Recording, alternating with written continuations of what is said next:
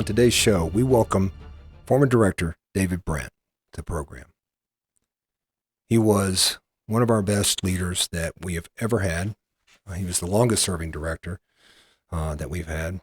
And I like to call this show kind of experience-driven leadership. Mr. Brant, who started off as a working agent in the organization, and worked his way up through the ranks, and served in various locations, which were unique experiences as well, including the Philippines, when he was part of the leadership team there during the volcano, Mount Pinatubo. He'll talk about some of those issues that kind of led and helped him understand the organization so that when he took the position as director, he was ready for the job. He made many dynamic decisions during his time as director, including opening up a chain of communication in the ranks of the command with the Directors Advisory Board, or what we call the DAB. He also was part of the creation of the Board of Directors of the Department of Navy for NCIS, which includes the CNO, the Secretary of Navy, and other leadership, not only in the Navy, but it's also in the Marine Corps. He was the first one to look at kind of the solution of mission sets and what we need to focus on for future with the prevent terrorism, protect our secrets, and reduce crime. Prevent, protect, reduce philosophy in the organization, which in some ways still continues today with Director Omar Lopez. Many significant events happened during Mr. Brant's time as the leader. As I said, he was part of the leadership team when the volcano at Mount Pinatubo exploded, which was an interesting time in the Philippines. He also was the special agent in charge during a significant case, one which I was briefed on when I was a young agent at the Federal Law Enforcement Training Center, regarding the USS Hancock robbery, where a dispersing officer was murdered by a sailor on board the ship.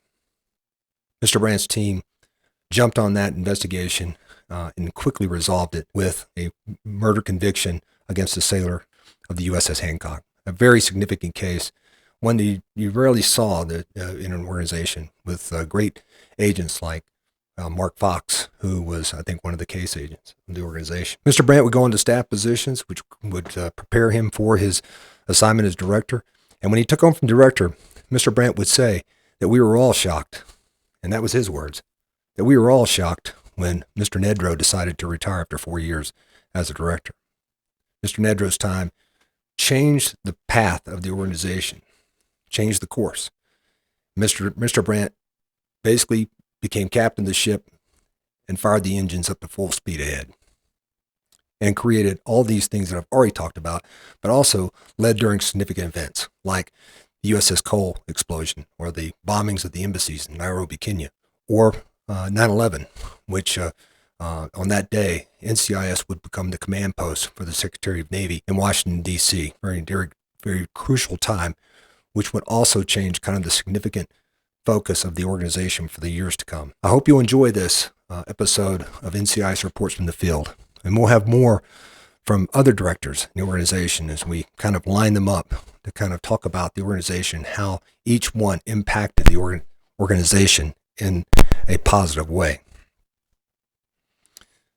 But before I do, I want to thank some of our people who have contributed to the program.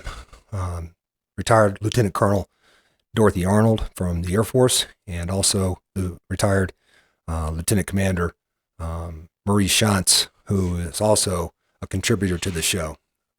I want to thank them for their financial contributions, which have paid for a lot of the stuff that you're seeing right here. Also, I'd like to thank retired Special Agent Victor McPherson, who is what I like to call my executive producer of this show, because without Vic, I don't believe I would be able to line up some of these interviews that you're going to be hearing this year.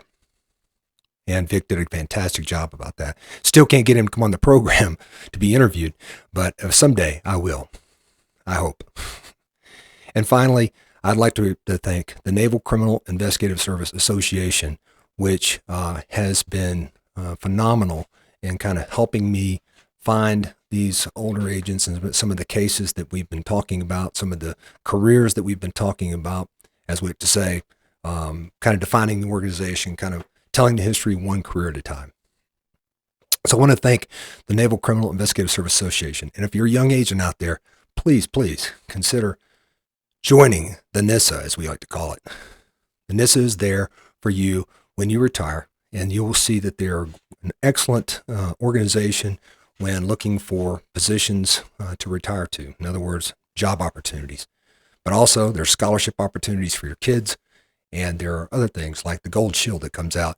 Tell some of the history of our organization and some of the things that we've done, but would really love to see some of the younger agents get in there. So if you're at the Federal Law Enforcement Training Center, FLETC, and you're going through the program and you're listening to this at this time, please, when you get to your office, consider joining NCISA and participating, because we love new blood to come into the organization, and I think we need it. Anyway, I hope you enjoy this episode of NCIS Reports in the Field with Director David Brant. Doing fine. It's great to talk to you again, and I want to reflect a little bit as I was thinking about part of our conversation. You know, it's been 18 plus years since I left NCIS.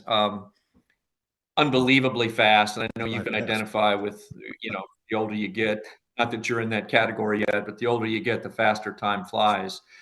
But it's been a pleasure talking to you, and I look forward to talking a little bit more today. And I thought what I would do is make a couple comments, because I'm trying to capture, you know, 29 years of service and unique service with NCIS, and then the last 8.5 as director, which, as we've discussed, contain a lot of stuff that, as I think back, was unique, complicating, and very fascinating in a lot of ways. And what I want to say is, I've been gone for 18 and a half years. And as I look back in a broad-based retrospective, what I've noticed as I left, and it was the biggest assist to me when I became the director, was the quality of our people.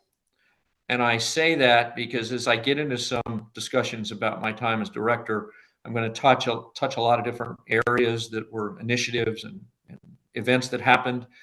And they all involved, at every levels of the agency, incredible numbers of talented professionals who contributed to NCIS and helped whatever little success I had take place during my time as director.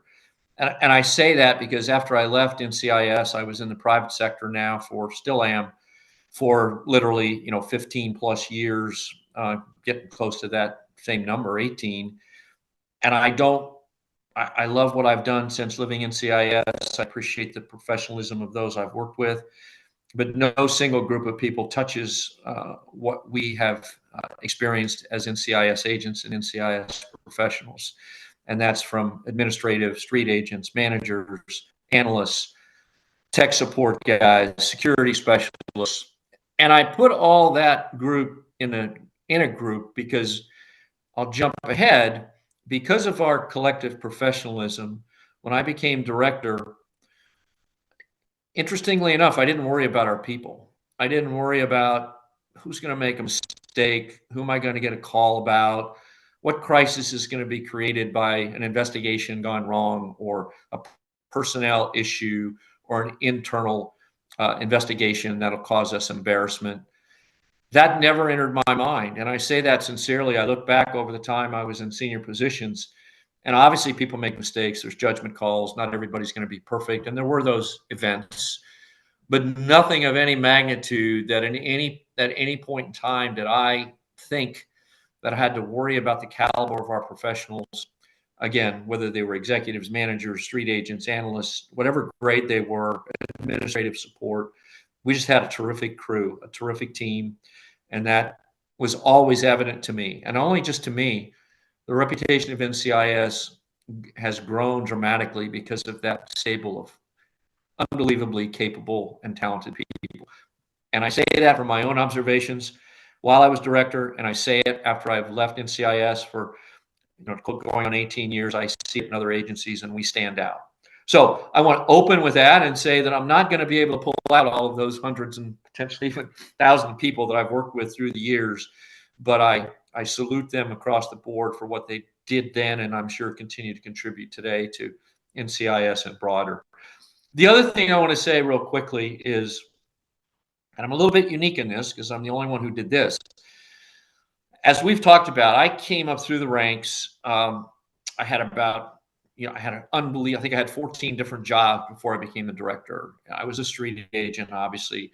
I worked undercover a bit, worked a lot of drug work. Then I went to a carrier. I was on the carrier when Reagan was president, became president. The hostages were released in Persian Gulf. Came back from the carrier, went to the Philippines. I was in the Philippines and led a counter narcotics squad for a couple of years. Came back from the Philippines, went to headquarters and was in training. And it was in the mid 80s, and it was one of the more robust times of hiring in our history. So I got the pleasure of meeting a lot of the new hires that I would subsequently work with. Went from training and was a special assistant to the director, which was a fascinating ability or a fascinating opportunity to gain insights as a GS-12 who just made GS-13 to how the organization really ran, to see how decisions were made, to see how leaders led, to understand the Navy, Marine Corps a little bit more. I was in the front office for 2.5 years, observing, learning, hopefully taking notes. I went from there to the special agent in charge at Mayport. Great group of people, had some phenomenal cases. It was a pleasure to lead there. Went from there to the Philippines, was the deputy regional director there, was there during the eruption of Mount Pinatubo, the volcano, back in the late 80s. Had to evacuate the team out of there, stayed there after the evacuation, then came into headquarters as the number 2 in counterintelligence. Then I was the head of personnel. Then I was the head of counterintelligence. Then I was the assistant director for administration, and then the executive assistant director for counterintelligence. Now, I sort of rapid fired all that because the reason I say that is in every one of those positions, I worked with great people, but each and every person as a boss or as a teammate brought different skills, different qualities, different approaches to the job. And I learned from that. And I learned from every one of those positions how the agency did their work at different levels and different locations internationally with counterparts for the Navy, for the Marine Corps. And when I was fortunate enough to be selected for the director, I was ready. I was ready in a way because I'd had the good fortune of learning from a whole bunch of people in all kinds of situations. I understood our mission. I understood the complexities of the work we did. I understood some of the concerns we had going forward.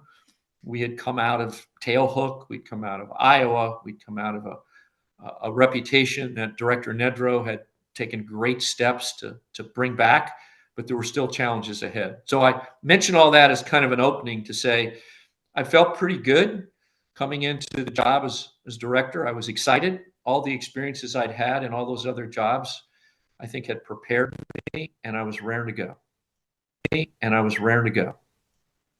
Well, there's a lot of new agents out there that listen to the podcast, and they're always wondering about the people that kind of made the organization what it is today. And I get these questions all the time from new agents about some of the people that I've interviewed in the past. So can you tell me something about your personal life as far as where you grew up, your parents, your brothers, your sisters, and kind of go from there? Sure, I absolutely will, and I'll bleed that straight into how I got to be an NCIS agent because it's somewhat of an interesting story. I grew up in Illinois, Midwest guy. I was an only child, and my high school days were primarily focused on athletics. I was a basketball, baseball player. Played a little bit here, a little bit there, and then decided when I went to school, wasn't quite sure what I wanted to major in. I went to school at undergraduate at Bradley University in Peoria, Illinois. I majored in psychology, and about the last semester of my senior year, I took a class in criminology, and I was actually intrigued and sort of liked what I had seen. And I'd had periodic contact with police officers, like most people do. Nothing negative. I always thought it had to be a pretty good life and exciting and helped people, and always something going on. And I started doing a little research, not sure what I was going to do after undergraduate. Long story short, I ended up going to Indiana State University and got a master's degree in criminology. The reason Indiana State, which was in Terre Haute, Indiana, was at that time, and remember, this is 1974, 75, so I'm aging myself immediately. In those years, criminal justice, criminology as an education major was there were few and far between opportunities. There were, I think, Florida State University, Michigan State University, Indiana State University, and there were probably a few others scattered around that offered particularly an advanced degree. So I found Indiana State. I liked the curriculum, liked what I saw, thought it would be interesting. So I got accepted and I went there and started working on a master's. And I always had in the back of my mind, I was not going to be a educator. I had no interest in going on and getting a PhD or teaching or being a professor or anything like that. I really wanted to get into an active role in law enforcement.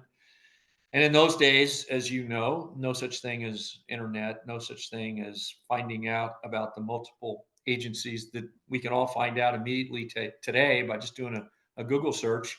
Mhm. I went across the street from where my school was, Indiana State, and went and talked to an FBI agent who was there, the resident agent. And he basically told me, I was probably 22 at the time, go away and come back when you have something to offer. And, you know, you don't have an accounting degree, you don't have a law degree, you have no experience. So kind of don't waste my time. So in that regard, he wasn't that immediately dismissive, but it was obviously that the FBI was not going to be an immediate opportunity. So I talked to a couple other federal agencies, including DEA, Secret Service, and all of them basically said the same thing. You're going to have to get some experience to come into the federal arena. And I decided to apply to police departments to get that experience. Prior to that, my graduate advisor at the time at Indiana State called me in one day, and I didn't know if I'd done something wrong or what the deal was. He said, "Hey, have you ever heard of the Office of Naval Intelligence?" Hmm. I said, "Nope, have no idea what it was," and also known as NIS, Naval Investigative Service. He gave me a card, and it had the name of a special agent at Glenview, Illinois, Glenview Naval Air Station outside of Chicago. The agent's name was Bill Phillip. And he said, "Call this guy." And I'm kind of looking at him like, what are you talking about here? And he says, "Hey, not many people know what they do. They have a fascinating mission, criminal and some counterintelligence. Just call them. You've got a good background. They're looking for a few good people. Just don't tell anybody about this because they're very elite and they really only take a few candidates a year." So I was intrigued. I actually called the guy and he said, "Come to my office at such and such a location, Glenview Naval Air Station," which again, I'd never heard of. And I went and met him. I was intrigued. He had this nice little office tucked away in the corner of some building I knew nothing about. He was kind of evasive as to what he did. And he highlighted that I was young. And although I was soon to have a master's, I had no experience. So it might be tough. And I'd hear from him. And that was it. I mean, I was kind of like, okay, I'm not sure exactly what that was all about, but I'm going to go ahead and apply to police departments. About a month later, I got a call from him again, directing me to an admin person in the Great Lakes office, asking if I'd be interested in going to a screening board and explained what it was for NIS. I said, sure. Before that ever happened, I had applied to probably a half a dozen to a dozen police departments. I was probably one of the few candidates that at that time had a master's degree. I was finishing my master's degree. And I just went to a map and said, I want to go to a big city somewhere and I'll find someone who gives credit for an advanced degree. And skipping all of those I talked to, I went in person and interviewed in Miami, Florida, Dade County.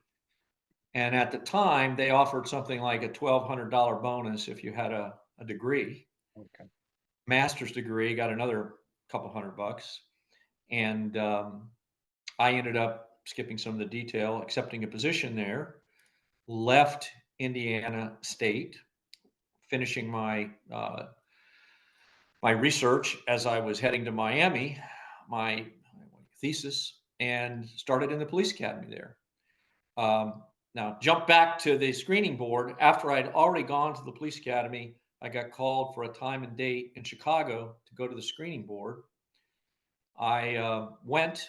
I don't remember the names of the people, quite frankly, except for one, and he's a somewhat well-known person named Jiggs Callagher, who ended up being the head of career services, head of personnel for NCIS for many years.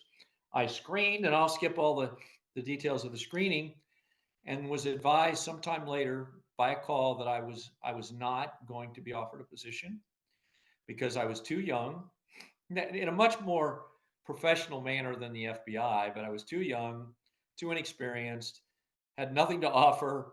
Basically, go be a good police officer in Miami and talk to us again sometime. Okay. So that was a complete rejection out of hand. Now, the good news is I loved being a police officer in Miami, but I knew I wanted to go federal because I did have a master's degree, and I reached out to other federal agencies and was screening with DEA, diplomatic security. And I, out of the blue, called NIS again. This was about a year into my time as a police officer. And I called the Orlando office. Charlie Lanham was the SAC, who's a former director. And he was a great guy. I'd never met him, obviously. I talked to him, told him my story. And he set up a screening board for me to come to Orlando. I did that, and he was on it. John Gary was on it, another famous name, and a guy named Dave. I can't remember his last name. Dave Guthrie was the third person on the board. Okay. So I went through the board, went well. Lanham and Gary were great guys. I disappeared, went back to Miami. Thought it went well. Screened then with DEA and diplomatic security. Continued being a cop, and about another 6 months passed. I heard from diplomatic security. They were in the position of off. They were going to start my background, actually. DEA was still pending. I actually called Lanham, and he was gone. He was in Naples. He'd been transferred to Naples as the SAC. So they gave me his address. I sent him a letter and said, this is who I am. You remember me. You did a screening board. I'm really very much interested in NIS. I haven't heard anything. I'm now a police officer in my second year. I have other applications pending.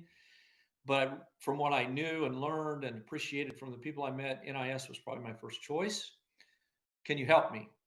And I thought it was dead in the water. And everyone you talk to, I'm sure, Lee, has a memory of how they were hired. And I thought it was over. I said, I'll never hear from this guy again. Yep. He doesn't know me from Adam. Heard this Probably 2 before. weeks later, I get a phenomenal letter from him, personal to me. And he said, we're slow. We're notoriously slow in hiring. I'm going to put a call in. We really want you. You'll get a call from John DeVonzo. I think DeVonzo was 25 at the time, but whomever it was, literally about a month later, month and a half, I got a call from at the time in NIS Career Services offering me a position. It was amazing. And the position was initially Orlando, which I'm thinking, hey, this is great. I don't have any money. My wife's a teacher. We're broke. We just recently married. I can drive to Orlando. No big deal. I'm excited. I called state and turned them down. I called DEA and told them I was no longer interested. I put my resignation letter in to the Dade County Police Department, all set to go. Probably about a 2 weeks out from leaving, I got a call from Code 25 again. Hey, good news is your position's still good. No worry. We got a basic class date for you, and when you need to be at the office date. That's the good news. The change news is we now need you to go to Norfolk, Virginia. Wait a minute. That wasn't part of the deal. I'm in Miami, Florida. Orlando's a few hours away. Norfolk, it's a bit farther, and I think it might be a bit more expensive, and I don't have any money. So you're going to move me there. I'm sure whomever it was laughing his head off when I asked that, and as we may still do. I don't know. But anyway, I did find out, and I never forgave him because he was in my basic academy class, was an agent named Keith Hitt, who you may have known. Yep. He told him he'd accept the position only if he got Orlando. So I had told him, I don't really care where I go. They'd already offered me Orlando, but then since they knew I had said that, they said, okay, we'll switch this baby around. We'll get this guy who said he doesn't care, send him to Norfolk. Keith will be happy because he was with the Florida Department of Law Enforcement, and he can go to Orlando. So that's how I got hired. The story there is, and it'll ring true probably in most of the conversations you have, and certainly mine, is the memory for me was my own memory was don't quit just because you get turned away initially. They were probably right. I really probably wasn't ready. But the outreach from a guy like Charlie Lanham, who at that time special agent in charge for someone like me, that's a big deal. Sure. And here's a guy who was willing to reach back after he'd already transferred and only knew me through a screening board and say, hey, help get this guy aboard as an agent. So that's how my career started. Yeah. The other career start was my graduate advisor telling me, call this name, Bill Phillip. Mhm. So those little events like that, you just never know how they're going to turn and where they're going to end up. So I look back on those events. At the time, I was scared to death. Now I look back on them fondly as how it all turned out. I think we all have a story like that. Mine was similar, I said, I was from Birmingham, Alabama, and, I looked at, they said, well, you're going to go to San Diego, California. And I said, well, don't you have any places in the South? And they said, nope. San Diego, California. And when I got to basic school, Mr. Brant, I had 48 students in there. 42 of them were going to the East Coast, and eight of us were going to the West Coast, to the 12 and 11 region. Yeah, to be honest with you, at one point in my career, I was career services, the transfer guy, and I promised myself I'd figure out how all those transfers happened back in those years, how people actually did get sent to locations they never wanted to go upon hiring. And of course, I was always told, no, it was needs of the service, needs of the service. It wasn't just, okay, let's test this person's dedication, see if they'll go from, Miami to Los Angeles at their expense, and we'll know right out of the box how dedicated this person is. But anyway, during that whole process, when I go back and talk sometimes at the schools I attended, and I'll tell that story about listen to your grad advisors, take advantage of the people that you work with and are in school with, and sometimes they can really help you out. Oh, that's great. That's great information to know. Yeah. So I did, and I'll make the next period kind of quick. I did start in Norfolk, loved it. That again, probably one of those things that worked out for the best because Norfolk, Virginia, Orlando wasn't a Norfolk, Virginia in terms of activity, excitement. Right.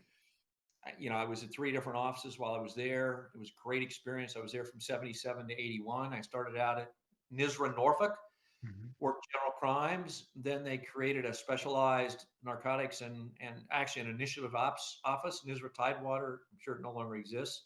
I worked there for about a year and a half. Did some light undercover, surface undercover stuff. We worked nothing but initiative operations. That was great experience. And of course, in an area like Norfolk and Virginia Beach, there's tons of work there, largest naval base in the world. So I learned a ton of stuff, not only about investigations, but about the Navy, Marine Corps, shipboard life, et cetera, et cetera. Then I spent about another year and a half at what at the time was fleet support, which was a NISRA focused on shipboard support. I ended up from there going on a carrier. I was on the USS Independence for about 15 to 18 months. And I deployed to the Persian Gulf during the time the Iranian hostages were being held.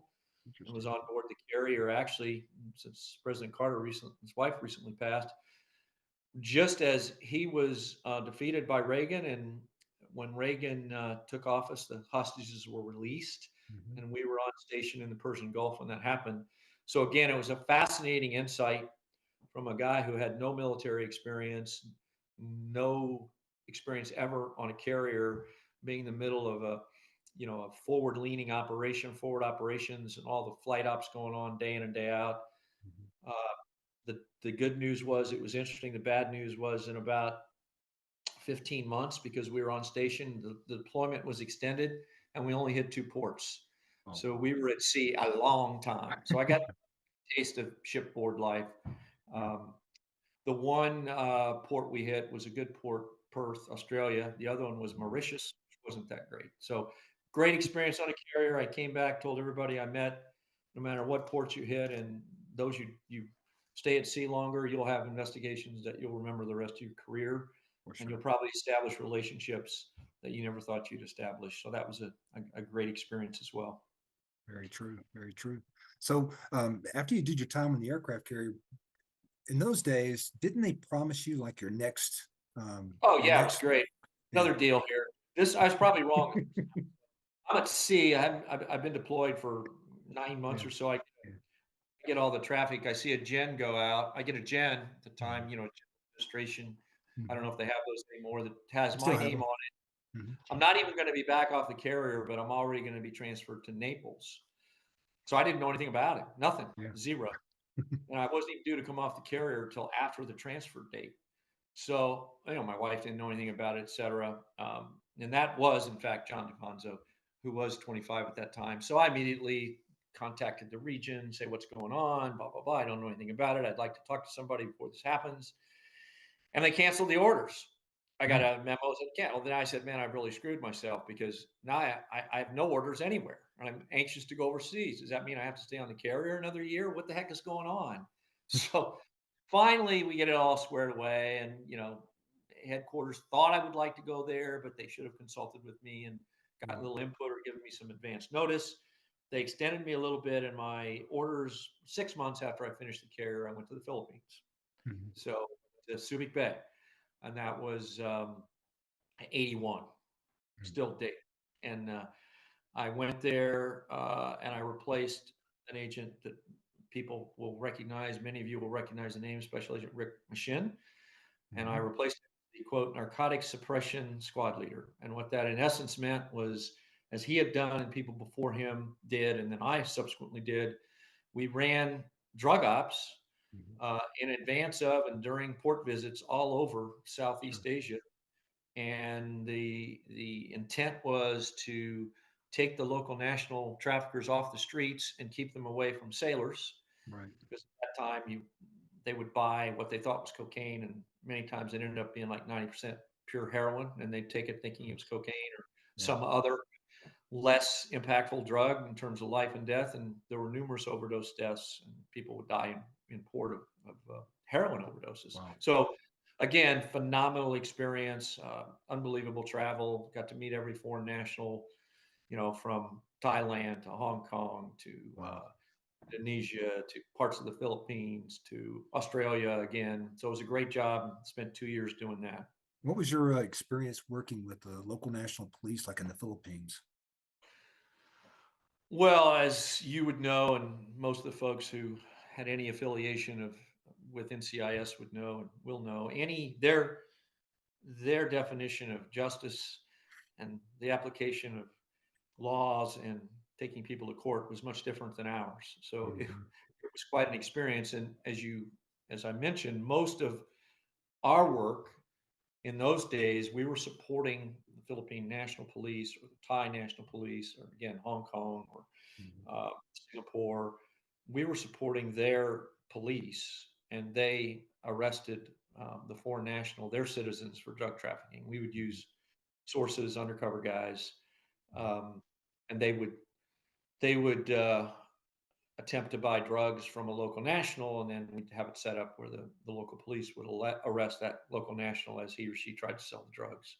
Right. Kind of basic stuff. But people were at various times. You could go out in a particular evening, you could make 20 or 30 arrests within 2 or 3 hours, because the local national traffickers would be all over sailors trying to sell them any kind of narcotic that they thought they would like, and they'd call it whatever they wanted to call it. So it was I think it was impactful. I think it was kind of another definition of force protection in those days. That was probably the extent of force protection. It was trying to keep our visiting sailors out of trouble and safe, and at the same time help our foreign national counterparts find out some things that they probably didn't know necessarily about how they needed to manage their drug traffickers. So those days, the Philippines office, or that Southeast Asia field office, I guess you would call it in that time, covered all the way to Karachi, Pakistan. Is that about how far it went? Yeah, all Southeast Asia, including Karachi. Those were some interesting drug ops. They were fascinating in terms of how easy it was to buy drugs. The first trip I went on was to Mombasa, Kenya. So we went through Nairobi, and at that time, carriers were going into Mombasa, and same thing. They had a lot of issues there regarding people passing off. Sometimes whatever the sailor said he wanted, they'd pass off something that looked like it, and many times it could. So it was not good here. The same thing happened in Sri Lanka, Colombo, Sri Lanka, another place carriers used to go. There was a lot of drug trafficking there, and it was usually bad heroin, and so sailors had bad experiences, obviously. Wow. Mm. So you were in the early '80s, Philippines. How long did you stay there on that rotation? I was there from 81 to 83, and I'll Okay. run through it quickly. Then I went back to headquarters and training. I was there from 83 to 86, and I highlight that because that 83, 84, 85 timeframe was one of Mhm. NIS's most aggressive hiring Mhm. times. We hired probably 9, 10, 11 basic classes, and they were all Mhm. done then at headquarters building at Suitland. There Okay. was no flex. It was just Flexi was actually just starting, and I think Sure. the first couple of classes started at Flexi when I was in training, and we'd split. Part of the time, people would go to Flexi, part of them they'd come to headquarters, and then as it evolved, Flexi became the gut of the class, and then people would still come to headquarters for a couple of weeks. So it Mm. was exciting times then, just because we were hiring so many agents, and it was Mhm. growing and a lot of things going on. Training was a nice place to be because again you learned a lot and you got to see a lot of the organization you didn't typically see because all the other divisions and departments would participate. So great experience. Sure. Sure. At the end of that time frame, 85 to 86, I went to the front office. I was the staff assistant for the director, Mhm. and there were two during my tenure. Um, when I went in there, Jack Gedalia was just coming in, Mhm. and he stayed um, for about a year and a half, and then Vic Palmucci became the acting prior to Brian McKee becoming the director. I was Mhm. there during most of that transition, and I had the good fortune. This is an editorial comment. One good fortune that I had in my career, loved every minute of it, but every place I moved around had a lot of different exposures to a lot of different elements of the mission. Um, a lot of experience with different bosses, different groups of agents, support staff, and analysts. When I moved to the front office as the staff assistant, obviously I was petrified, number one, because there were a bunch of names of senior people that I wanted to stay away from. It was like, oh my gosh, person can end my career with just one look, one side glance. It's over. Uh, but it was fascinating because as a junior guy, I was kind Yeah. of always hanging in the back of the room when there was a meeting or something, so I Mhm. could listen, take advantage, and learn from, quite frankly, kind of how decisions were made, Mhm. um, what went into them, the different senior leaders and their styles. So it was really good exposure. Mhm. Um, during a time of a lot of things going on in the agency. It was when Pollard was arrested. Um, it was when the first flag officer came into the organization, Admiral Sure. Flynn. Mhm. So there was a lot of political kind of what's going to happen to NIS at the time. Where are they going to end up? You may remember some of this. The name changed even then. We were part Right. of Naval Security and Investigative Command, Yeah. NSIC, That's right. and That's right. NIS was sub-element. The first SEAL flag officer was the Mhm. first commander of INSIC. And So there was all kinds of intrigue that I didn't know it at the time on the political side that it kind of prepared me for subsequent jobs. We sure. were a little bit at odds with the Uniform Navy then as to who was reporting to whom and why a SEAL was running the organization. And, I was his staff assistant as well as Mr. Gedalia's. Mhm. Uh, and then Mr. McKee for a short period came in before I left. But yeah, so all that exposure, I guess, in a way that I didn't ask for, but in a way, um, really educated me on sort of the history of NIS, where we had been Yeah. part of ONI, a second echelon command. Then we Mhm. become part of a, a command that reports directly to the vice chief, but via an admiral. We still had 06s in the field that Mhm. were the commanding officers. So a lot of the political stuff that I wouldn't seek out learning about, I kind of had thrust in front of me. So it was great Wow. exposure. Met a lot of great people, and really understood more of kind of the depth of our mission and where it touched during that time. So that certainly must have influenced a lot of the decisions you made later in your career, right? Yeah, it did. I mean, I think, I got a PhD from a perspective of listening and watching and observing and having in having access to why things were done from across the organization, and some I agreed with, some I didn't, and it was a wealth of background to bring forward. And also, and you'll hear this from everybody you talk to, I don't care what you thought of particular decisions in your career, or if you thought NCIS or NIS at the time should have done A or B, or you didn't like the transfer policy, or you didn't like how we aligned on a particular issue. We had great people, always had great people. And I always respected the people that I worked with. Just because different styles, were in play at different times didn't mean they weren't always dedicated, very mission focused, which was always actually, I very much appreciated that even early in my career. That was an opportunity. And then in 86 to 89, I was the special agent in charge at Mayport. At the time, it was NISRA Mayport and NISRA Jacksonville. So I had the fleet side. John Michaud was the SAC most of the time when I was there at Mayport. He had the shore side, and spent 3 years down there. It was a phenomenal job. Had terrific agents, some of the best investigators I'd ever seen. We had some cases, so that's the job that everybody in NCIS probably still talks about. If you want one job that you can just stay away from headquarters and run your own show and do some good, it's a special agent in charge job. Now, the special agent in charge then, as you know, reported to a regional director. Right. So the regional director was more the equivalent of today's special agent in charge. Then the special agent in charge had, maybe 10, 15, 20 agents, somewhere in that city. And it was really his or her own show right there, wherever you were. And it was actually a great job. So who was the RDO at that time? Don Webb. Okay. Don Webb, who, I don't know if you knew him, another kind of legendary senior guy. The Duke was his name. 6'5", probably weighed about 240, kind of a booming, overpowering voice. Came into a room, everybody knew he was there.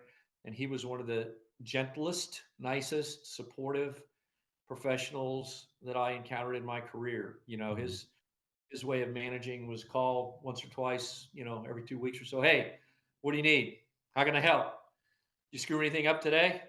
And that was about the extent of it. But no, it was, every regional director probably, I guess they're probably the equivalent of probably the SACs today. They had a different style, but he was great. He was based in Charleston, South Carolina, which was the region. So it was a great, and we grew the office and had a lot of, as I said, good cases. We had carriers down there and just good cases. We had one, I'll tell you one quick highlight. USS Hancock, destroyer based there. This got a lot of national news and headlines, and Brian McKee was the director. He came down when we finished, but the dispersing officer on the Hancock was found dead in the dispersing office, shot in the head, safe open, $106,000 missing from the safe. Ship was in port. So it's in port. I remember this case. And fascinating case in terms of, we had sort of a captive audience. The ship hadn't been anywhere, didn't go anywhere. So we went through all the steps, froze the ship, seized everything we could seize, did all the standard investigative steps. We ended up identifying a suspect fairly quickly. Had the whole CO, the base was involved. I mean, obviously everybody, Navy side was involved. We had support from the FBI. We had a really good relationship with the FBI. We were sitting in the office probably the third or fourth day, and we got a call from a bank, a local bank, just cold call into the office. And I think Mark Fox or Pete Hughes may have answered the phone. And it's the bank official saying, "Hey, I've been reading in the paper. I don't know if this means anything or not, but this guy, he's a sailor, came in and he was really acting kind of strange, and he wanted a safety deposit box." He goes through all the details of, he was kind of nervous and he was asking who could get access and how secure it was and what he needed to do, and et cetera, et cetera, et cetera. She said, "I just didn't feel like right about the whole thing."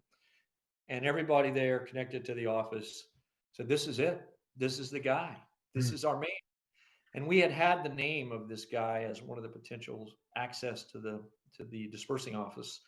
I'll jump way forward, but what we ended up doing was borrowing the FBI surveillance plane. They flew it. We used it. We had ground surveillance, air surveillance for the next, well, it was about 3 days on the guy. And we actually got him leaving his apartment, going to that bank with a pouch, meeting the description of the pouch containing the money from the ship. We ended up getting a search warrant for the safety deposit box, retrieved 103 some thousand of the money, and broke the case. A lot more went into it, and again, names from the past, great agents, Pete Hughes, Mark Fox, and the whole office, Wayne Mixon. There was a bunch of people involved, but great case. He ended up getting, I think he got life. I can't remember, but it got tremendous amount of coverage, and everybody's got those kinds of stories, right? But That was a that was great a case. highlight. The office was phenomenal, and it was just a great case. I could tell you that was the first case I was ever briefed on at FLETC when I was at Really? basic school, and Mark Fox came up to FLETC and briefed the class on that particular robbery. What a great Yeah, case.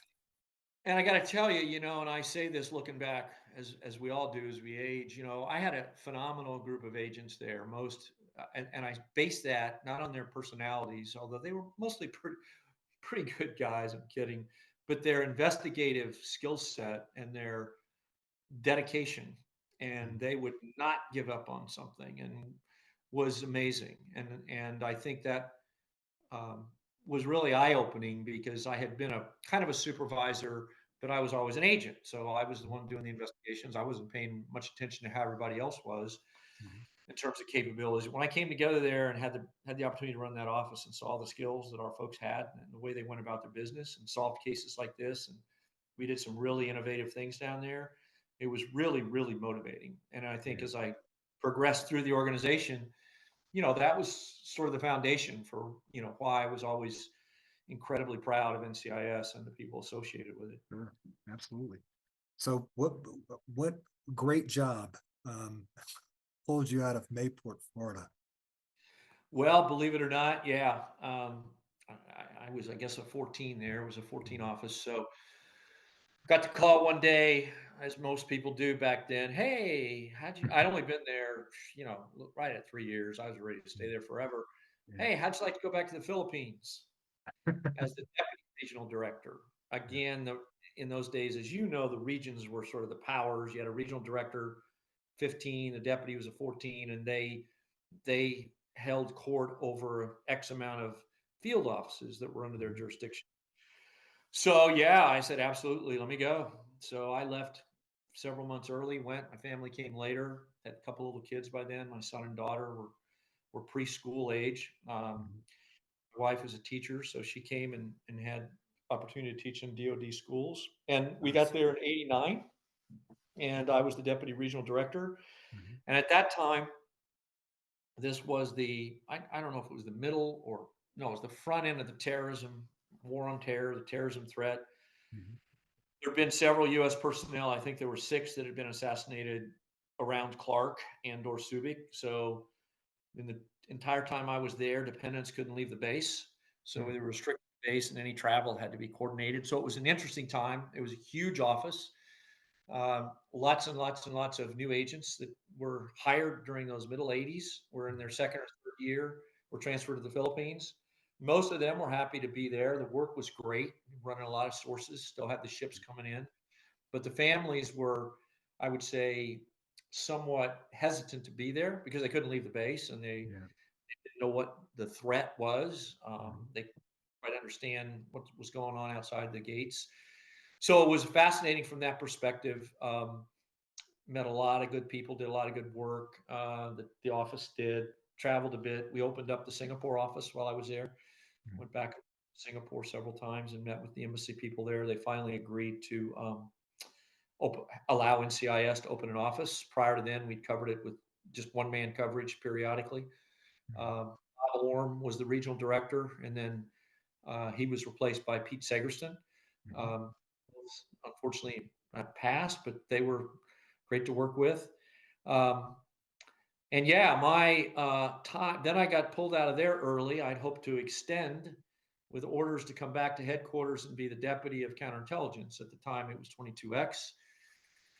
Before I could get out of there, another exciting adventure that several folks will probably experience in one way, shape, or form or another. Mount Pinatubo, the volcano, sure. blew. Wow. So we were due to leave like the week after it blew. My wife and kids were evacuated, along with all the other families and dependents.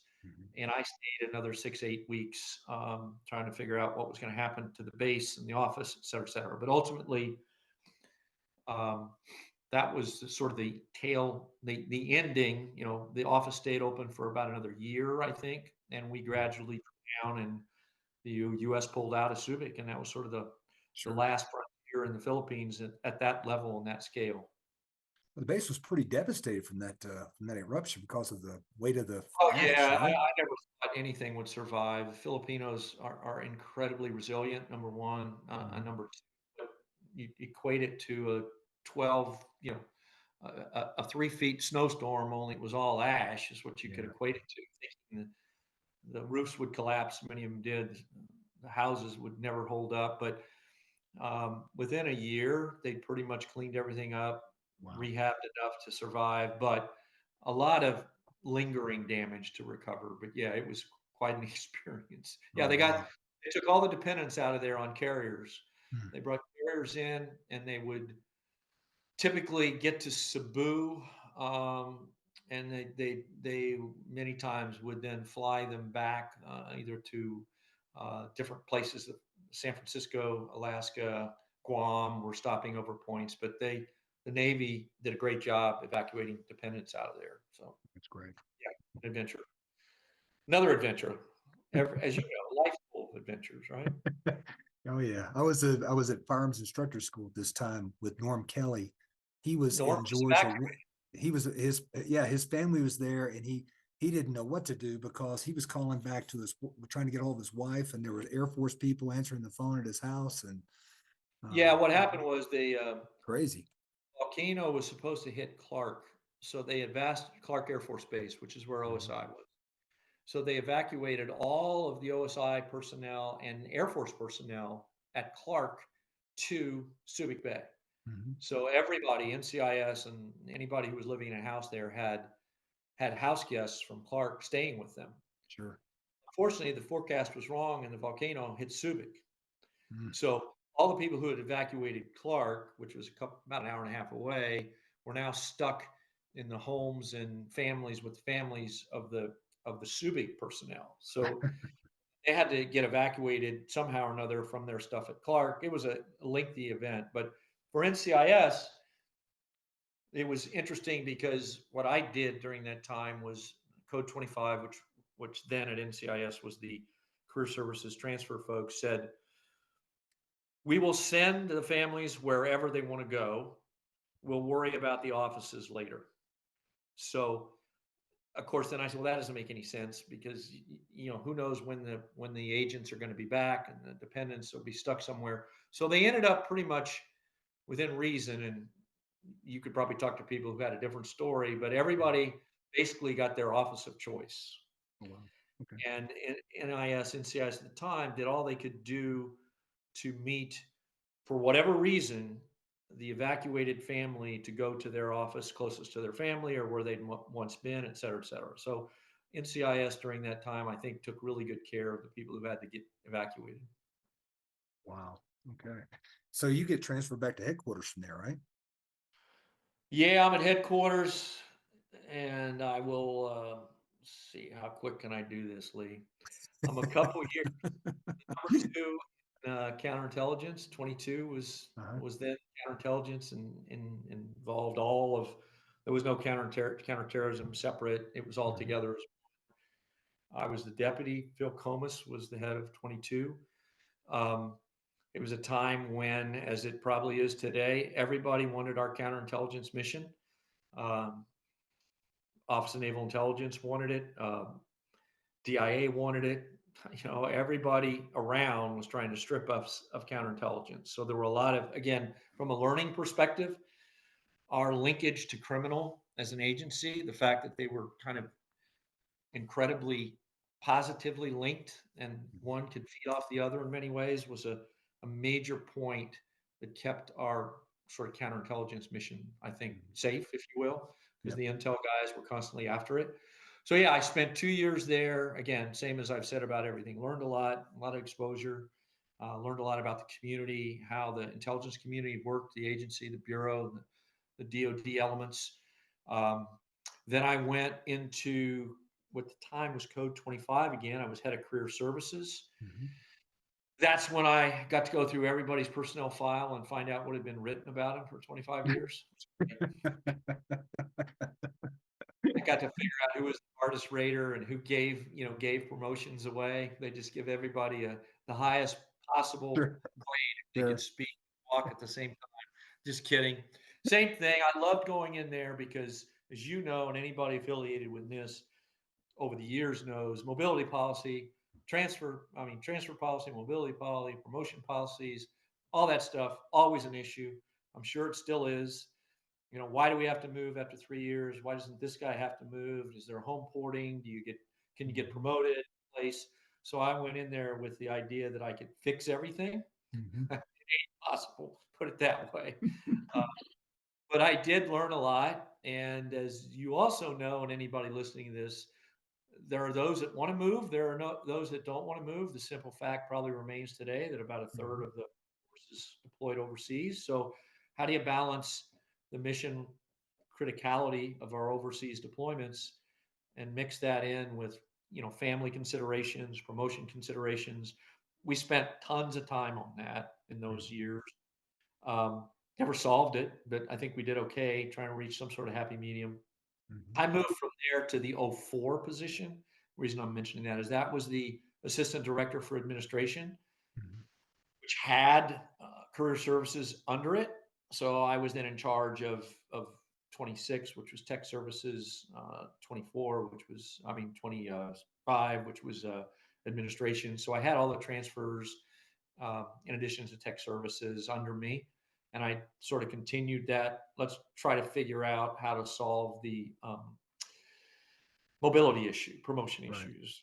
Just, at that time, we didn't have Street 13. So how to get to a Street 13, that kind of stuff. On the tech side, what I learned, and it paid off later, was we were woefully underprepared from a technology infrastructure perspective. We had not, as an agency, had the money to make the investments we needed to make to get to the level of equipping agents and analysts and professional staff to do their jobs. So that kind of background prepared me for next couple jobs. Wow. So when you were in that position, say you talk about a career 13, we talk about in those days, 12 was kind of that turning point in your career. And you could stay at 12 for years. And I know that were we in competition with other organizations at that time? Absolutely. Yeah. There were two things, when I was on, and again, this is dated, you had to take a GS-12 exam, which was a big deal. That's right. And people studied for a year. If you didn't pass the exam, you didn't get promoted to GS-12. So when you got promoted to GS-12, people thought they'd made it. And back in those days, we didn't have 25% AUO, didn't exist. That kind of stuff were all battles of the past. But the 13 was really the equivalent at minimum of 14 today. So 13s were, I don't know if it was a mindset or it was just the way Navy DoD wanted it. 13s, getting to be a Street 13 for the agency was going to be a stretch. Everybody thought budget-wise, it was a tough leap. Everybody felt like 12 should be the journeyman level, quote unquote. But yeah, I think even when I was 04, then when Mr. Nedrow came in, there was a drumbeat that started, look, we can't, our peer agencies, that's a given. We can't begin to not go towards Street 13s for our people because, one, they deserve it. Two, we're a peer agency. Three, it's going to impact our retention numbers. We just can't do it. So yeah, that was a big deal back then. Wow. So from director administration, is this about the time that Director Nedrow came into the organization? Correct. So and I was never directly connected to the whole tailhook thing. I was in 22 at the time. Mr. Lanham, the person who hired me, was the deputy director. We had and when I say deputy, he was actually the director, but we had gone through a series of commanders Mhm. who were JAG officers, if you remember that. So we had Mhm. flag officers, JAG. We had three captains who got promoted to admiral, who came in as the commander of NCIS or NIS at the time, Mhm. and the senior civilian deputy worked for that admiral. So um, when I came in, Tailhook would just when I came back from the Philippines and was in counterintelligence, the Tailhook events had just started to unfold. Mhm. That played out, as you well know, and I'm sure most people know, over the course of a couple years. Dramatic. I mean, I was aware of it as anybody else in the building was, but I wasn't in the executive location. I wasn't an executive in the front office type thing. Mhm. So I just got bits and pieces. But as it played out, as you recall, had huge ramifications. The Admiral Williams was the commander at the time. He and the other flag officers ultimately were taken out of the organization. All uniform leadership was removed, and the decision was made to have the civilian director reporting directly to the secretary.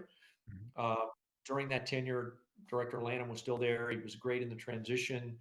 Uh, Stayed long enough, as you know, to when Director Nedrow was selected, former Secret Service executive, come in as the first civilian director, reporting to the secretary. So I was 04 at the time, and was there as he came in and started the transition, which was Yeah. another fascinating. So I can only imagine because I mean, were you the only NIS or NCIS guy retained on the staff? As yeah, I think to put it in summary terms, there were a lot of understandably, it was a turbulent time. I mean, there's some mention, people I'm sure have talked to you about Iowa, Lone Yeah, Tree investigation, Tailhook sure. was certainly the capper. Mhm. NCIS was, no, I could keep saying NCIS, but NIS at the time, I would say in the minds of some Navy decision makers, had become a liability Mhm. from a PR, press, who do they work for, what are they? Yeah. And remember, as great of an organization as we were and still are, and the great people we had, the leadership, no matter how good they were, still had a layer of Navy above them. So Mhm. they had flag officers, good people. I knew all of them, Mhm. dedicated people, but they were not NCIS. They were trying to balance Navy Marine Corps needs with how NCIS did their jobs. Mhm. So my summary statement, and it's not a finger pointing statement, but I think it's a fact, was the Navy writ large never really understood NIS, Right. never really understood the strength of the agency, what we could do, what we did do, because they only got, and you know this in your own career, Mhm. uh, they got episodic exposure. Now individual agents like you, when I was on a carrier, I can remember talking to the CO of the carrier. I didn't know you guys did this. I didn't know you were involved in this. You get that all the time.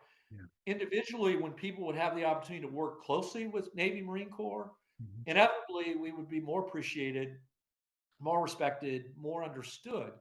But writ large, sort of enterprise wide, Mhm. there was this, what is this NIS thing over here? And Mhm. what should we do with them?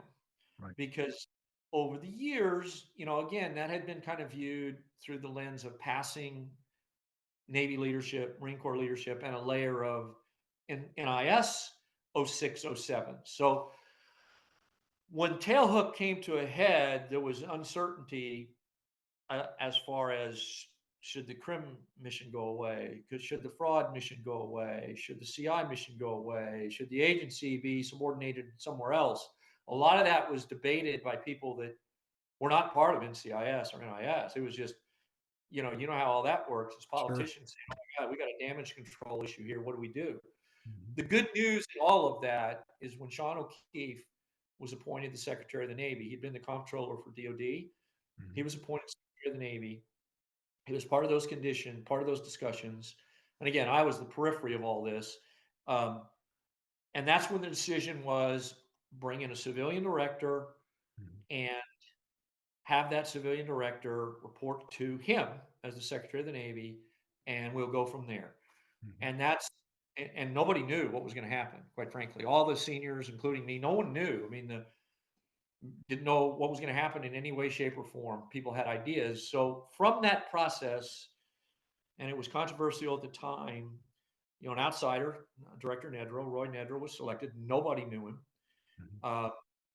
He was to report directly to the secretary, and he was aware of this, but didn't have any real, I don't think, dramatic impact on it. The name was going to change from NIS to Naval Criminal Investigative Service. Most people probably are aware of this, but the secretary at the time, Secretary O'Keefe, the reason for the name change was I want the agency to be, I want them to be viewed as a criminal organization. I want the emphasis on criminal. So that's why criminal was inserted. I think he was, I think he was uncertain about the counterintelligence mission, uh, fraud mission, because you'll remember DCIS was looming Sure. always in the backdrop. So I think, quite honestly, Secretary O'Keefe was like, look, this agency is critical for the Navy, Marine Corps. I Mhm. know that we have to keep the criminal mission. We're going to change the name. We're going to put a civilian director in, and we'll figure out the rest of it to the benefit of everybody as this thing evolves. And for those who weren't there, I mean, the tail hook thing was it was kind of a precursor to the Me Too movement. It was Mhm. a shot heard around the world. So Sure. in many ways, NCIS is fortunate to have come out as we did, even Mhm. though, for lack of a better term, we didn't do anything wrong, quote Mhm. unquote. We were just part of the whole thing that the decision makers are like, man, we got to start from scratch. We got to Mhm. change everything connected that had anything to do with the tailhook. So that's kind of how that came about. Director Nedrow was appointed. Um, a lot of changes within NCIS. We became, I'd say, a certain level of not happy that an outsider was in. People were retiring, a lot of seniors. No one knew what Director Nedrow was going to do, et cetera, et cetera. And I was in the front office. Um, in the not Probably in the next 6 months, he brought in three former Secret Service. Mhm. He brought in John McKelney as his deputy director. He brought in Franz Schwarm Mhm. as the AD for admin. He brought in Bob Finan Mhm. as the AD for public affairs. And during that era, if you will, I was selected as the head of counterintelligence. So I was an SES that stayed there. So long ago question you asked, yeah, I was the only standing continual NCIS Right. uh, representative in the front office. So that was Wow. another great experience.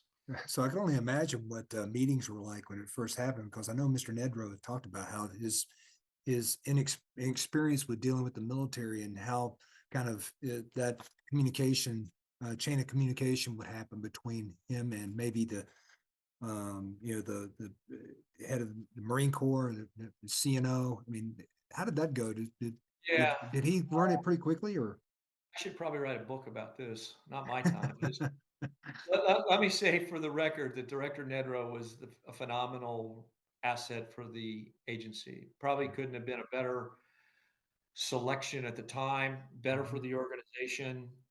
It gave us as an agency life again.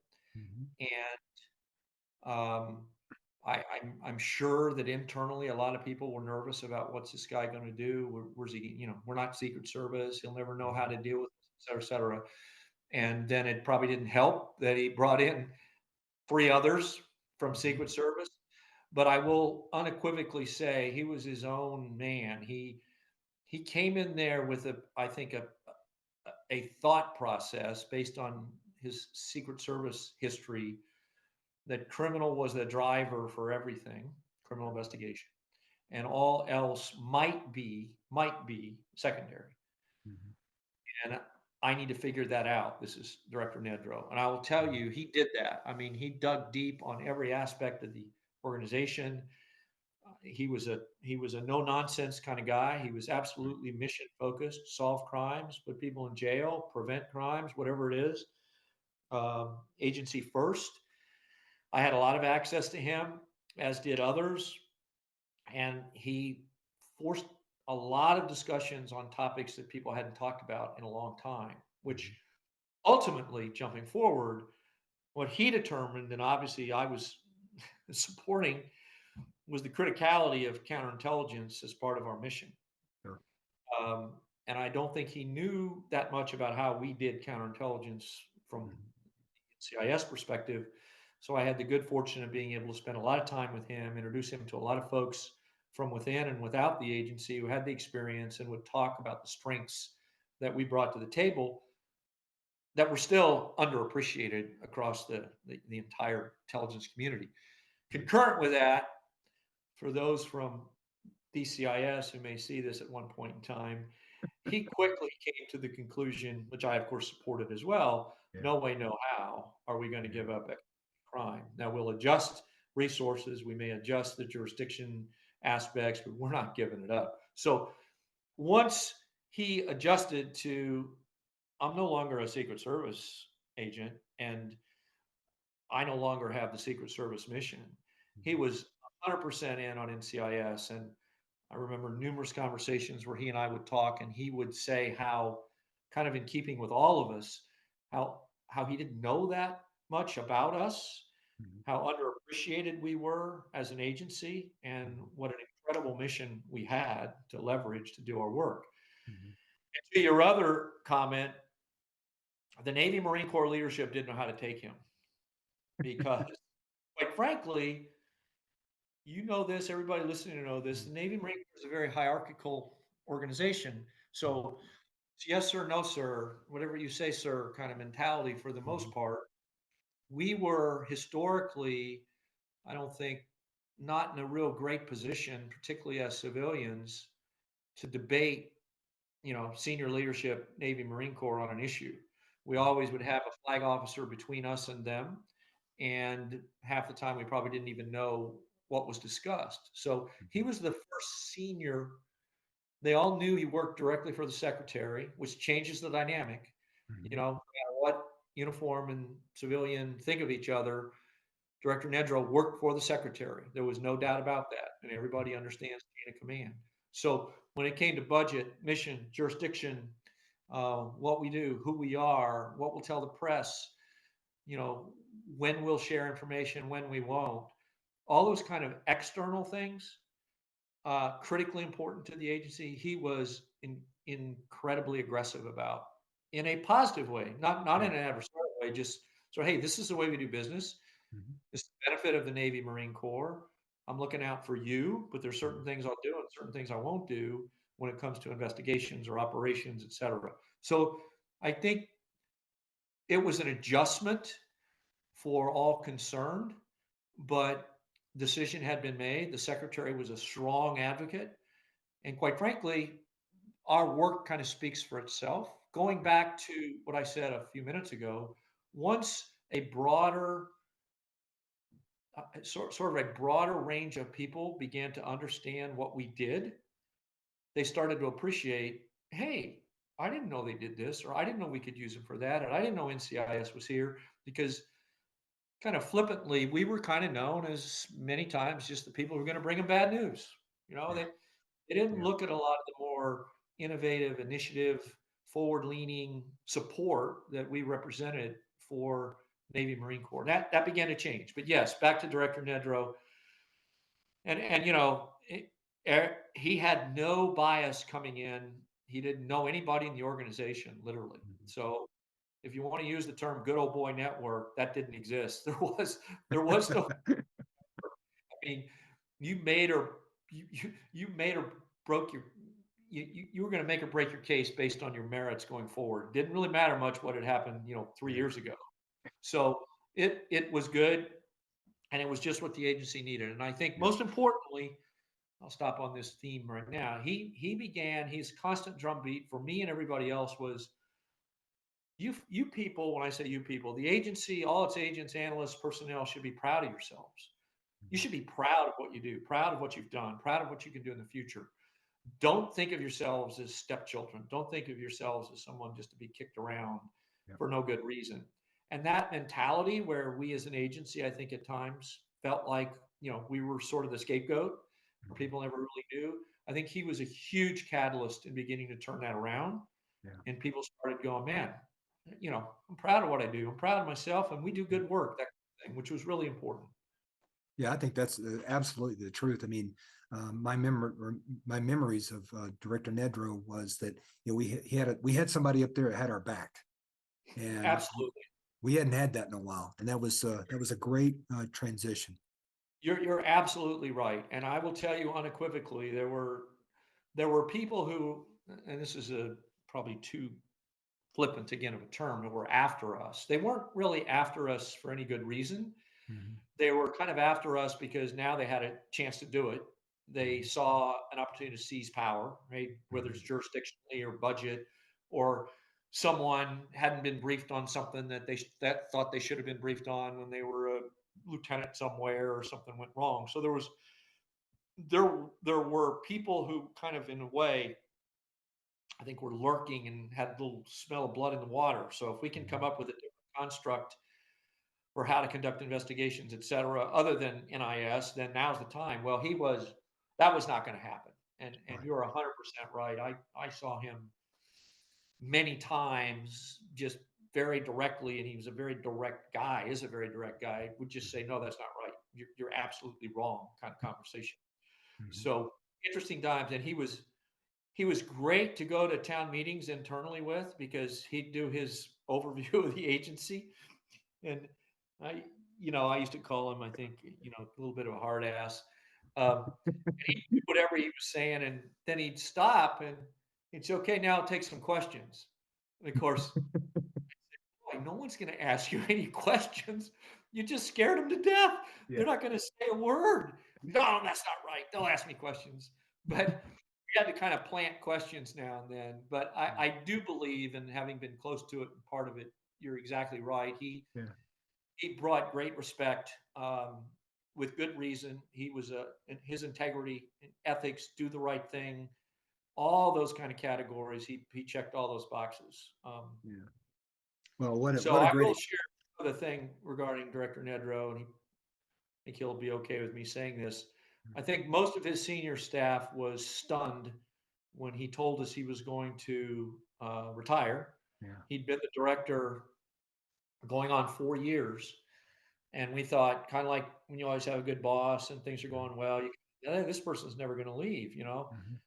Warning, he called us all in individually. We didn't, of course, one didn't know what the other was being told.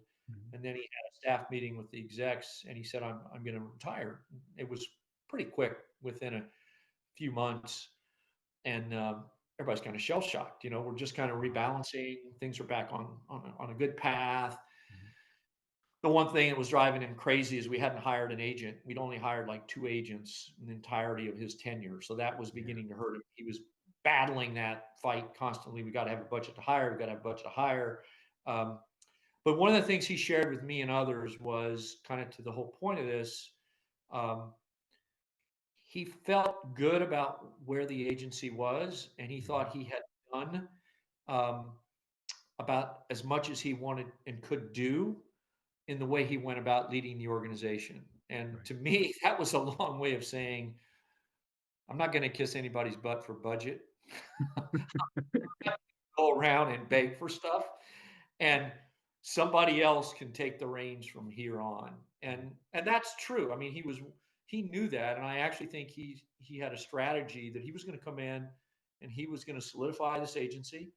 He was going to give us credibility.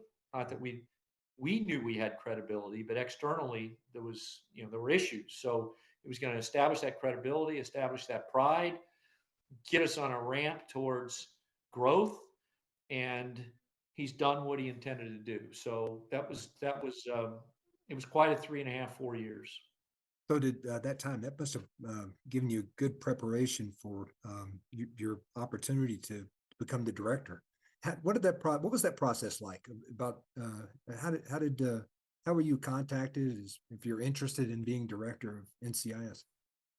Yeah, I don't think anybody knew. It was kind of like we were talking about before when Tailhook happened and Mhm.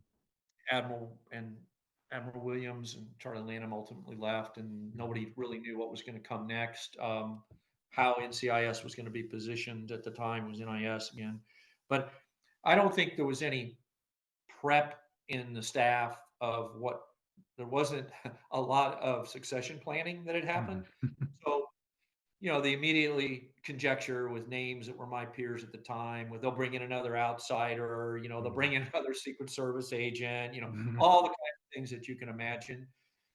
But nobody knew. I will tell you, again, the advantage from someone like me was, Nedrow was really good about exposing his executives to Navy leadership, Marine Corps leadership. So I knew a lot of the people in the Pentagon, um, as did John McKelney, Schwarm. People were well known. We had kind of established ourselves as a good team. So I felt pretty confident if the candidates from within put in for it, there'd be a good opportunity for a sitting NCIS agent to succeed Roy, but nobody knew that for sure. So they put out a general announcement for the director job. At the time, there were three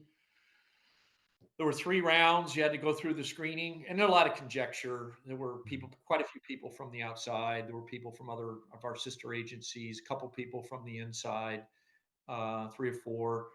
And the first round was with what would be the equivalent of an OPM panel. There was an Army flag officer. I think there was a SES from the Secretariat, and I can't remember who the third person was.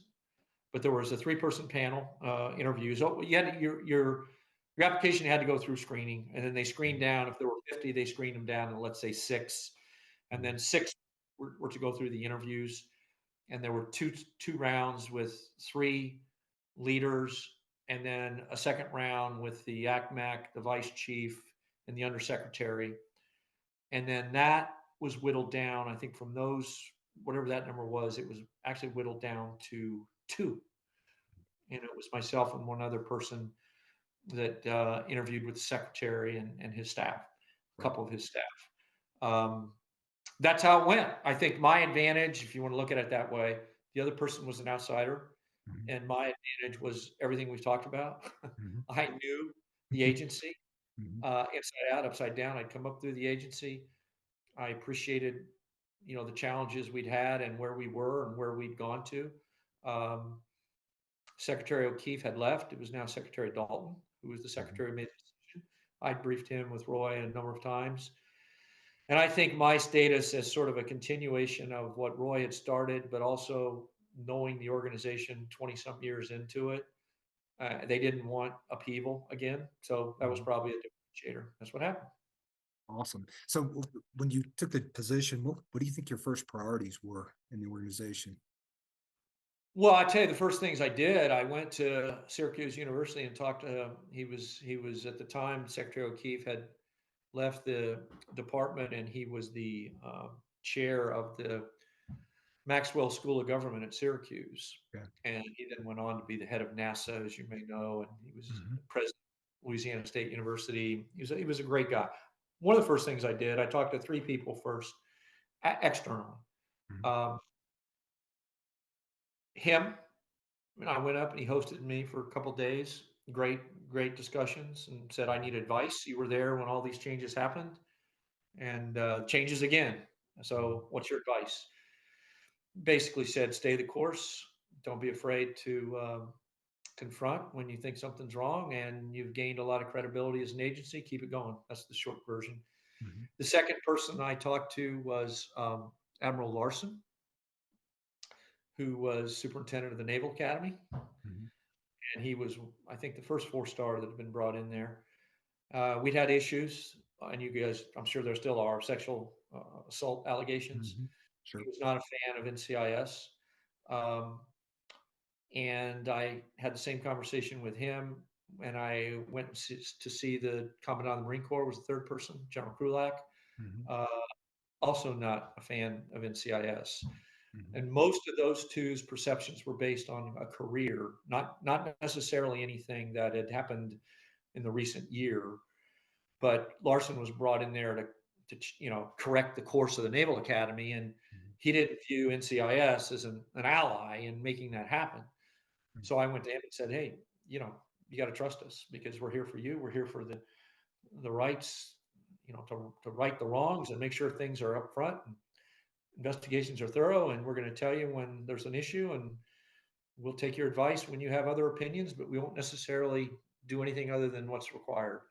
And I did kind of the same thing with Krulak, and both were one-on-one discussions, Mhm. and candid, and they were candid, and it just kind of set the course. And Mhm. from that, and I think it's again, I think where Nedrow had brought us, the outtakes from Tailhook were senior people, no matter what they thought of NCIS historically, or they'd had good or bad experiences or somewhere in between, were ready to say, hey, I need you guys. I can't be successful at my job.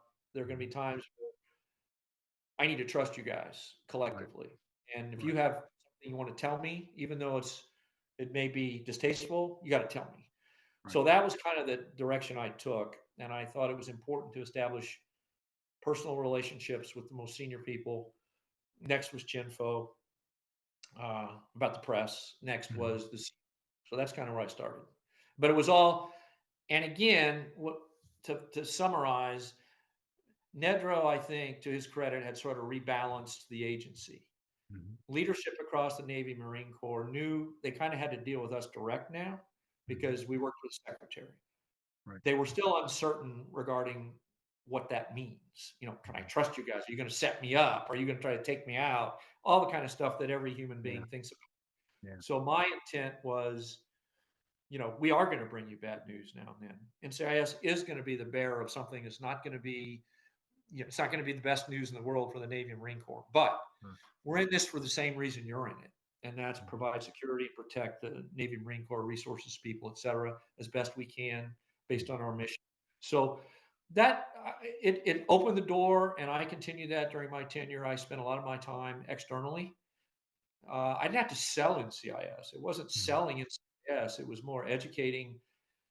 You may think you know NCIS, but you don't know. And all Right. the things that we were doing at the time, whether it was force protection or counterintelligence initiatives or cold case stuff that Nedrow started, by the way, under his Mhm. tenure, kinds of things that most of those very senior people never really knew about, Mhm. began to get us credibility. And then you get to the bottom line. It also gave us an avenue to get budget because Sure. there was a need for our services versus, well, if we got to have you, we'll get as little of you as possible. So Right. that's what I did. Internally, it was more of a let me figure out where we are, even though I'd been there with Director Nedrow during his tenure. Let's figure out. I have my own opinions. I have my own thoughts on things. I want to feed Mhm. off what we did, but let's see what else is out there. So my biggest deal was, which is probably overused, just communication. Yeah. Find out what people are thinking. Find out what people like, don't like, both senior staff, mid staff, and street agents. And that's sort of where I went. Well, it's interesting because I mean, you did a lot of stuff during those years that you were director, building partnerships, board of directors. Can you talk about a lot of that stuff that's for kind of building that infrastructure of success? Yeah, I think the biggest thing I can say is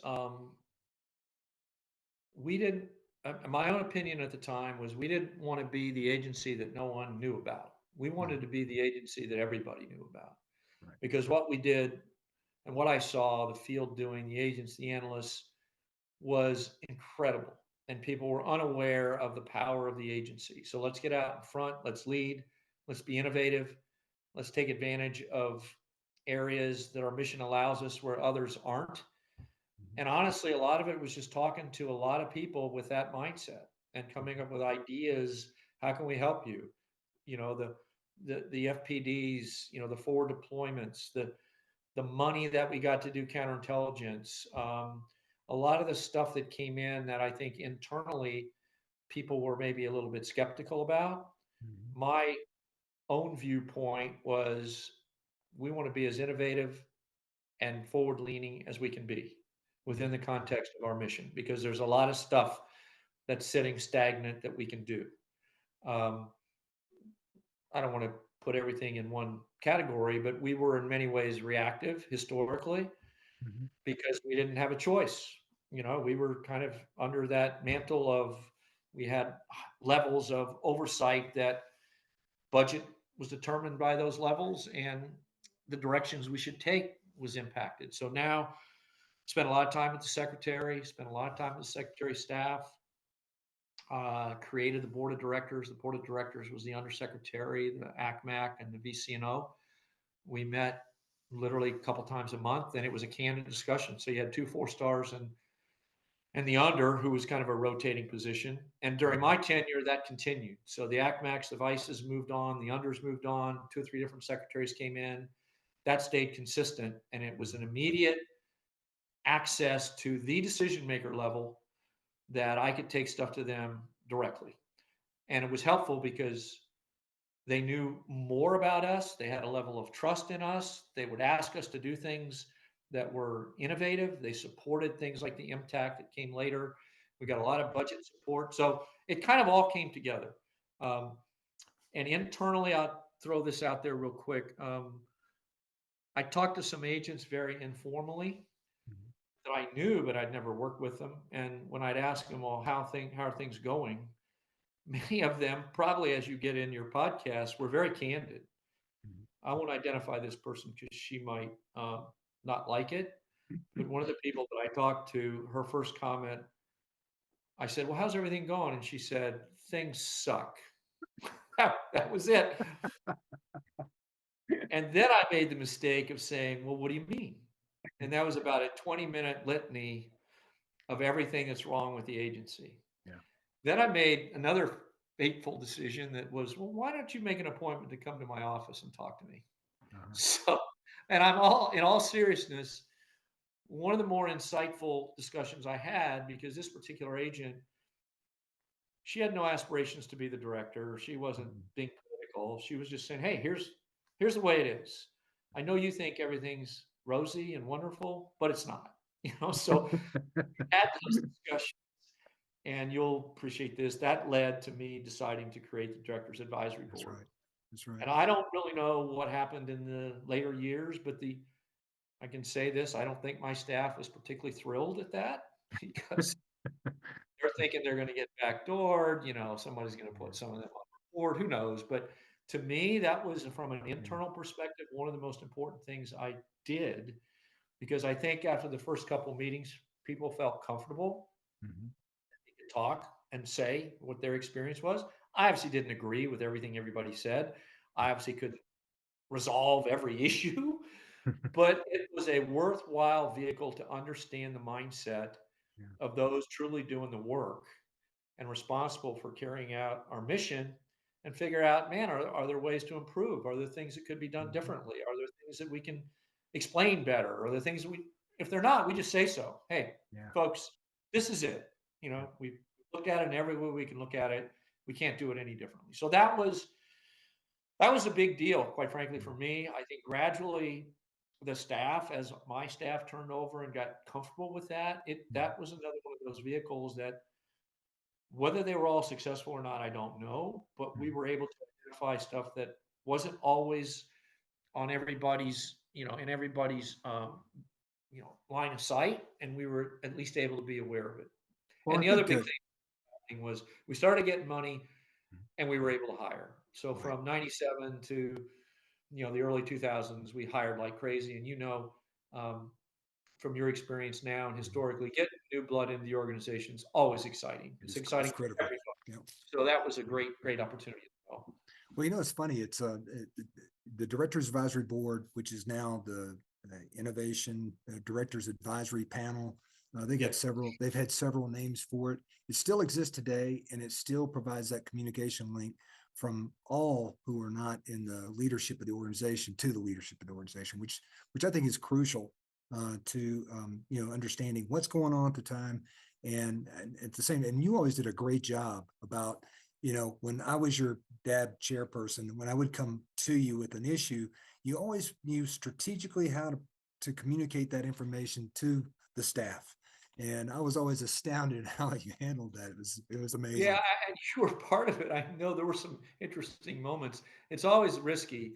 And, there's an inevitable, there's the street agent, the analyst, the desk analyst with their collective seniors, always inevitably, there's always going to be a little bit of friction, not friction, but a little tension into who's saying what about whom and how's it going to go over. But I think you'll agree, we always kept it It was never personal. It was No. never, I'm going to take a shot at somebody because he or she didn't treat me right. Mhm. It's more organizationally, how can we improve? And I got to say, my tenure there, and we kept it going until, I departed, and it maybe changed names a little bit, but Mhm. there was always value add, at least for me. And I think in many cases, broader staff and also the agency, there were things that people Mhm. just didn't think about. So that was a good thing. I do want to talk about a couple of significant events that you had to deal with as a director and what it was like being the director during these events. And I think you know what I'm talking about. For instance, like the USS Cole and Yeah. dealing with an event like the USS Cole and 9/11. So a couple broad statements, and I know it's really true today. My intent was to have this agency at the time, NCIS, that the agency at that time be very innovative, forward leaning. And one thing that I tried to start to put in place was a definable strategy, a definable, understandable, here's what we do and here's why we do it. Mhm. And every employee in the organization could see themselves somewhere in that strategy.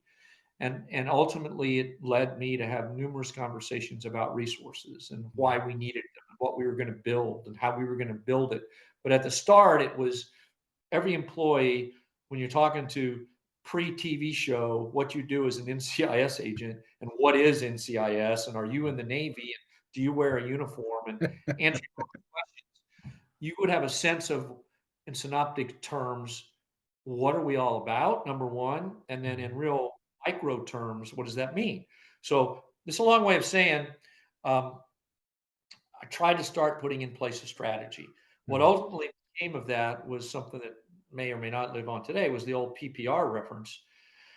It was, prevent, Mhm. protect, reduce, prevent terrorism, protect secrets, reduce crime. And the Still, intent was everything the agency does should be folded under there in some comprehensible way as an education for those outside the agency, as a means to justify why we get the money we get, and also to motivate people and to hold people accountable. The reason I mentioned that was when Cole happened, we had kind of started down that path. We'd done a little bit of work on it. Force protection and those kinds of initiatives were in place, but nobody saw, as you well know, Cole coming. Mhm. But I will tell you that shook not only the Navy, obviously, but it shook the organization in terms of what to do now. Mhm. I had numerous conversations with the senior levels, uniform and civilian, mainly based around this thesis that cannot happen again. Mhm. And that's a tough statement. Our ships will not find themselves vulnerable in any way, shape, or form again. That's your mission. So, how do you begin to do that? We had certain things in place. Um, we had programs that we had started, but we built what ultimately became a more robust piece of the force protection program, and also a robust piece of preventing terrorism. And it got us tremendous, I would say, placement within the Navy, Marine Corps operational community. They realized our talents. They realized what we could contribute in terms of that mitigation risk, mitigation of risk, and how to go about that. And it put us really front and center with the warfighter in a way that we'd never done before. Now, on a practical basis, I got to tell this story because we were the first on scene, as you well know. Mhm. Our agents from Bahrain, from headquarters and around the world, analysts, et cetera, did a phenomenal job with the investigation. But I will tell you, one of the things will forever stick in my mind was um, when I went to brief the secretary. You'll know this, I think. Mhm. I took Kathy Clements with me, That's right. and um, the secretary was a politician. So Mhm. he, quite frankly, really good guy, but he's not used to talking about murder scenes and homicides, whatever it Mhm. might be. So I took her and we were briefing the case, and I just said, and I think Kathy will confirm this. Kathy, for those of you listening, a special agent, happens to have an association with Lee Clements, special agent who was a forensic expert and responded to the attack on Cole in Yemen, and was one of those first on scene that was helping collect evidence, recover bodies, et cetera, et cetera. So I had her describe to him the scene. And I tell you, he was shook, Mm-hmm. shook in a way that I'm not sure anybody else could have impacted in the way she did, because she did it remarkably composed, remarkably professional, not in a sterile way, but in an empathetic way that left him like, oh my God, I don't understand how this could happen. Mm-hmm. And it was a moment where, and I'm saying this because I think she was very representative of the type of agents that NCIS has. Mm-hmm. She personally did a phenomenal job. And it was a moment where the senior official in the Navy recognized what value and what uniqueness, NCIS brings to the table.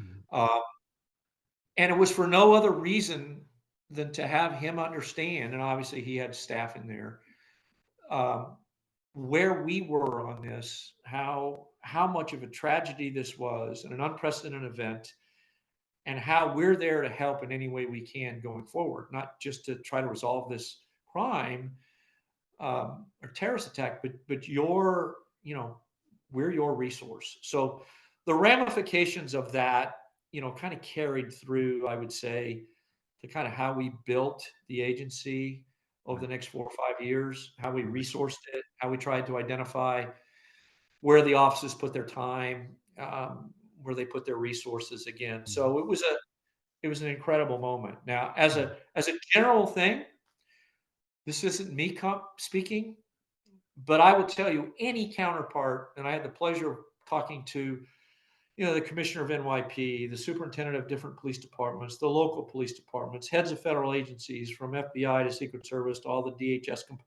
components, any of our U.S. attorneys, any of the people that we supported, those folks, our partners, would always have an incredible appreciation for NCIS. Mm-hmm. They would always talking about an event that had happened. They would always bring up something that had happened within their jurisdiction, their history, where an NCIS agent or NCIS agents in total had responded. And the discussion was always around how remarkable they were, how supportive they were, how good they were. So those kinds of things that I got to see and experience as representative of the agency were just unbelievably rewarding, and just very reflective of my own opinion of the agency. So, but let me say this about, so little less than I guess it was, a little less than a year later, 9/11 occurs, and Okay. everyone within listening to this discussion understands the impact of 9/11. Um, as with Cole, as we found out, was really the predecessor, precursor in many ways to 9/11. We were intimately involved as an agency. We had people deployed, stayed in Yemen for years. Mm-hmm. We were in the middle of the investigation with FBI and others. I was talking to the State Department people all the time on a regular basis about our team on the ground. But jumping forward, 9/11 hit. It was sort of the same thing as Cole, except on a global basis. It's suddenly like, oh my God, if this happens, what's next? And what do we do? What does NCIS do? This is an attack on the country. And we were actually in a staff meeting in the conference room when the plane hit the Pentagon. We all heard it. Everybody jumped up, went to the window and said, what the heck is that? And then first reaction was find out where our people are, find out if everybody's okay. Mm-hmm. Second reaction, we got to get to the Pentagon. Third reaction was we got to talk to our counterparts and do what we do our mission, because we're connected to this. Interestingly enough, because of the attack on the Pentagon, the senior staff from the Pentagon came to MTAC, at the time ATAC, our building. They set up in our building. The CNO, the secretary, the vice chief. They were taking all their briefings, including basically 3 or 4 times a day from us, on status. Where are we deploying? What are we seeing? What are we hearing? What are we doing? What about Navy assets, Marine Corps assets?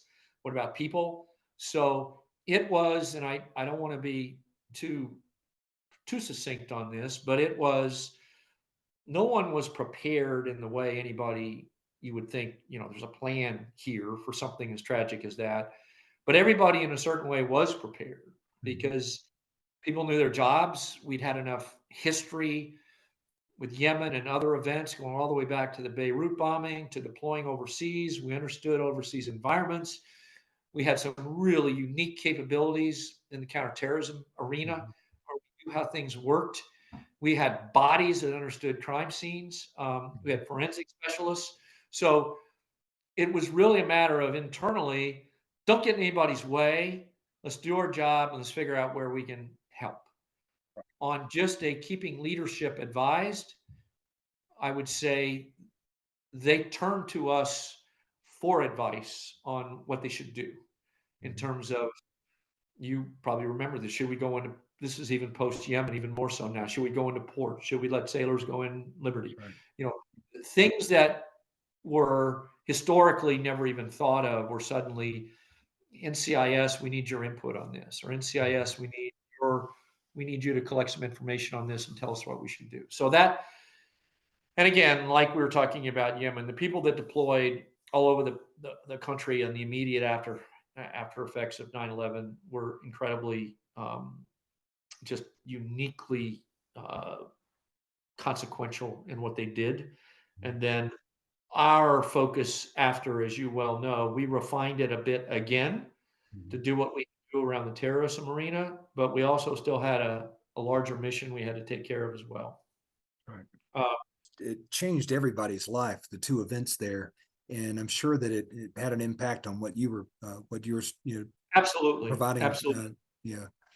And I will say this to kind of end this piece of it. I will say kind of the first part of what I commented on, those, you know, right following Director Nedrow, up to the attack on Cole, Mhm. those 3+ years, we as an agency, continuing from Director Nedrow, had really positioned ourselves sort of across the board as a must-have resource Right. for Navy Marine Corps in ways that never existed before. That must have helped with you kind of lobbying for arrest authority. It absolutely helped because, and I'm sure there are SACs and ADs and EADs from history. I would get calls from seniors, and many times having no direct relationship to a case. It would, hey Dave, what do you think? What do you think about this? Mhm. What do you think I should do? Would you run this past a couple of people and ask their opinions? So, I mean, honestly, I guess one thing I learned was, and I said this earlier, and I hope it continues today, we made some assumptions that those we support, Navy, Marine Corps, et cetera, knew all about us. They knew everything we did. They really didn't. They really did not.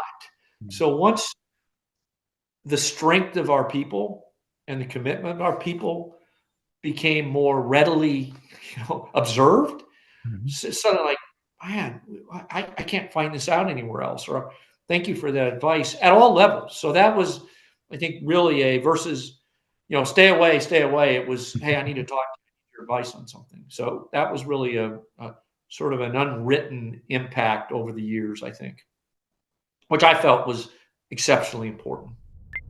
Wow, what a great interview with Director Brant, and I really appreciate him coming on the program. This is only part one of two on his time as the leader of our organization.